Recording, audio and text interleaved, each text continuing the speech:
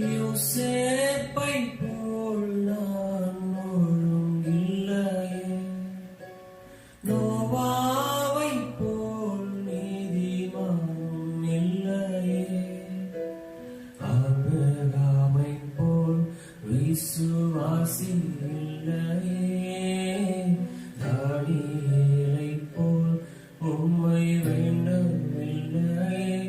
நான் நானாக தானாக வந்து நிற்கிறேன்,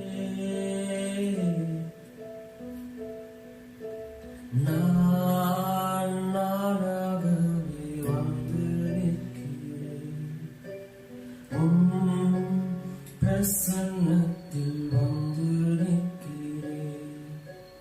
நீர் இன்று என்னை ஏற்றுக்கொள்வீரா,